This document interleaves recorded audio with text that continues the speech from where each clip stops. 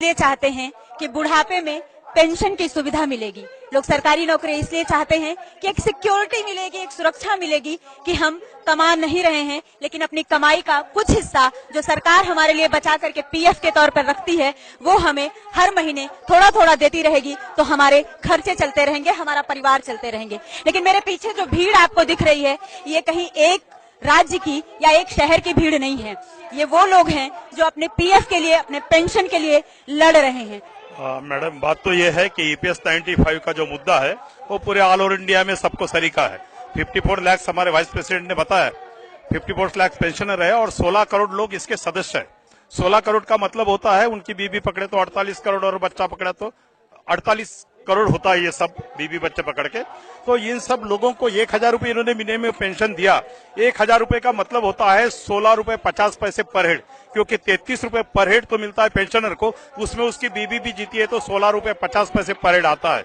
इस देश में जो कैदी है मैडम, जो जेल के अंदर रहते हैं, जिन्होंने चोरी की, देश को लूटा, लोगों को लूटा, उन लोगों के ऊपर यही सरकार पर डे 88 रुपए खर्चा करती है। और जिन लोगों ने देश को महासत्ता बनाया, जिन लोगों ने 24 घंटा काम किया, उनके लिए सिर्फ 16.5 रुपए। कहानी यहाँ तक नहीं है, ये बहुत बड़ा घोटाला है, क्योंकि यहाँ का हर आदमी अपने सैलरी से 8.33 जमा करता है। कोई यदि 95 को लगा है और यदि वो 2030 को रिटायर होगा तो उसके मैडम इस योजना के अंदर 20 लाख रुपए जमा होते हैं at the rate of 9.5%। 20 lakh रुपए जमा होते, किसी भी बैंक पे, कोऑपरेटिव बैंक पे आप डाल दो तो 20,000 रुपए उसको मिलना चाहिए, लेकिन ये सरकार उसको 5,400 रुपए देंगी। यानी इसका मतलब है 14,500 रुपए पर मंथ ये खाएगी।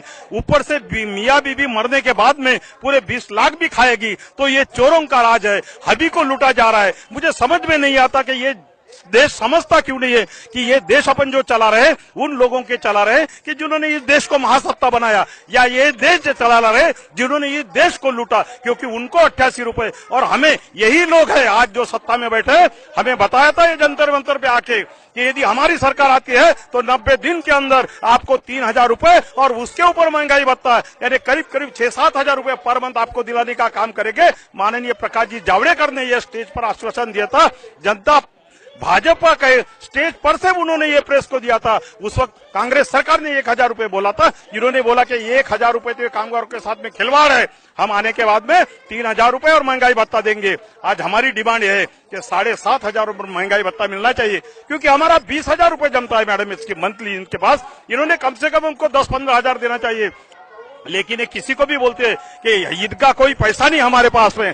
अरे भैया, हमारे पैसा नहीं तो हमारा मंथली कटता है। रिकवरी विदाउट यानी डिस्टर्बेंस हो जाती है, क्योंकि जैसे ही हमारी सैलरी कटती है, हमारा 8.33, यदि किसी का पगार 15,000 रुपए है तो उसका 1,250 रुपीज इनके खाते में ऑटोमेटिक चला जाता है। ऐसे यदि ये पूरे 16-17 हजार करोड़ का चला जाए तो महीने का 12,000 करोड़ और साल का 1.5 लाख करोड़ रुपए इनके खजाने में जाता है।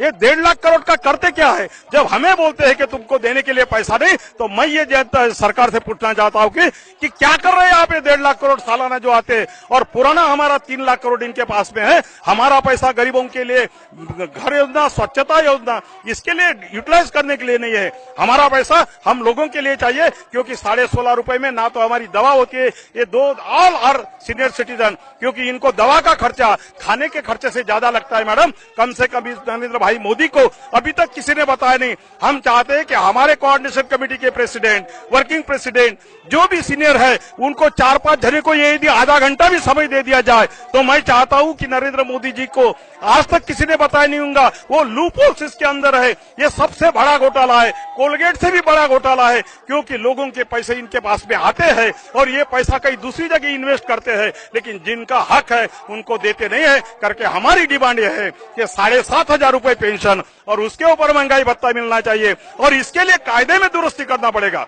जब तक ईपीएस 95 के कायदे में दुरुस्ती नहीं होती ये दे नहीं सकते, और जब तक कायदे में दुरुस्ती नहीं होती, लोकसभा के अंदर ये चर्चा के लिए नहीं आता, कोश्यारी कमेटी के ऊपर मंथन नहीं होता, तब तक हमें कोश्यारी कमेटी के हिसाब से 3,000 रुपए और महंगाई भत्ता ये इंटरिम रिलीफ करके दिया जाए, क्योंकि ये 54 लाख लोग आ जाए, ये देश का सबसे बड़ा संगठन होने वाला है मैडम। 16 करोड़ लोग जिसके सदस्य है, इन लोगों को जिस दिन मालूम हो जाएगा कि अपने पैसे ये लोग दबा रहे, 2015 को यदि कोई लगा होगा, 2050 को रिटायर्ड होगा तो उसके 44 लाख रुपए जमा होते, लेकिन उसको पेंशन इनके कायदे के हिसाब से 7,500 मिलेंगी, जबकि ये पेंशन उनको 44,000 रुपए मिलना चाहिए। तो ये सारा है, इसमें आप लोग भी है, जिनके जिनके देश भर में 12% पीएफ कटता है, वो सारे लोग इसमें हैं। वो 16 करोड़ इस साल है, अगले साल 18 करोड़ हो जाएंगे।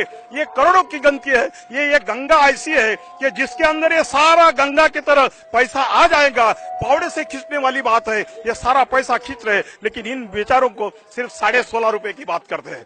सेम है मैडम, ये हमारे लिए तो एक दर्दनाक है कि हमने रात दिन 24 घंटा काम किया। ये तीनों पाली में काम करने वाले लोग हैं, 24 घंटे काम करते थे। है ये कोऑपरेटिव में, ये सारे कॉर्पोरेशन जितने भी है उसमें काम करने वाले हैं, इलेक्ट्रॉनिक मीडिया में, ये प्रिंट मीडिया में काम करने वाले सारे लोग इस पे है। लेकिन आज हमारा दर्द है कि इनको भी ये धीरे धीरे समझ में आ रहा।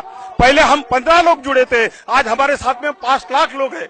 ये ट्रेनें 8-8, 10-10 घंटे लेट होने की वजह से कल हम आपका प्रदर्शन, हमारा प्रदर्शन जो है वो शायद पोर लगे, लेकिन पूरे देश में अंगार लग चुकी है। 17 राज्य अभी तक हमने हमारे कब्जे में ले लिए हैं, अभी 13 राज्य बाकी है, वो भी कर लेंगे। और ये एक दिन इस सरकार को बता देंगे कि 17 करोड़ नहीं है, ये पूरे 51 करोड़ होते बीबी और एक बच्चा पकड़ के। तो आप तो 17.68 करोड़ के भरोसे इस देश की गद्दी पर बैठे हो। जब 51 करोड़ लोग एक जगह आ जाएंगे तो कोई आपका वाली नहीं होगा, सारा राज्य हमारा होगा। नहीं तो हमारे तरफ आप ध्यान देंगे, हम आपके तरफ ध्यान देंगे। आपने हमारे तरफ ध्यान नहीं देंगे तो हम भी आपके तरफ ध्यान नहीं देंगे मैडम। पिछली बार कांग्रेस को भी हम 7-8 बार बचा चुके, समझे नहीं तो उनको उनका जगह बता दी। अभी यदि ये भी नहीं समझेंगे तो भगवान भला करे इन सबका।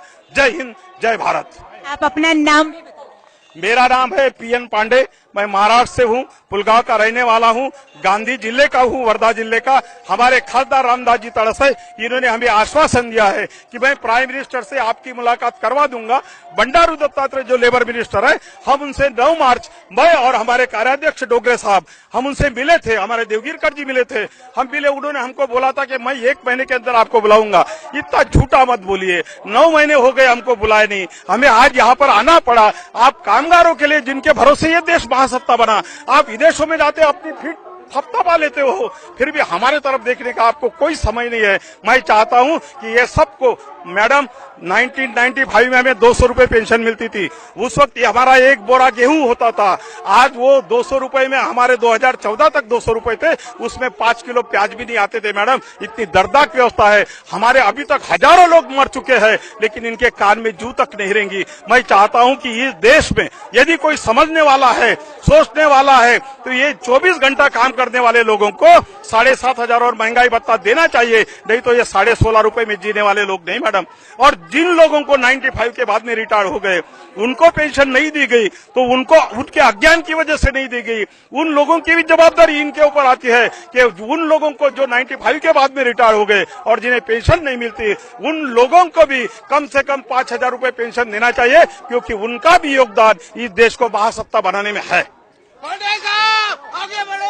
मैं शायद, मेरी गणित बहुत कमजोर है और मैं गणित में कमजोर नहीं हूँ। 51 करोड़ होते बीबी और एक बच्चा पकड़ के। तो आप तो 17.68 करोड़ के भरोसे इस देश की गद्दी पर बैठे हो। जब 51 करोड़ लोग एक जगह आ जाएंगे तो कोई आपका वाली नहीं होगा, सारा राज्य हमारा होगा। नहीं तो हमारे तरफ आप ध्यान देंगे, हम आपके तरफ ध्यान देंगे। आपने हमारे तरफ ध्यान नहीं देंगे तो हम भी आपके तरफ ध्यान नहीं देंगे मैडम। पिछली बार कांग्रेस को भी हम 7-8 बार बचा चुके, समझे नहीं तो उनको उनका जगह बता दी। अभी यदि ये भी नहीं समझेंगे तो भगवान भला करे इन सबका।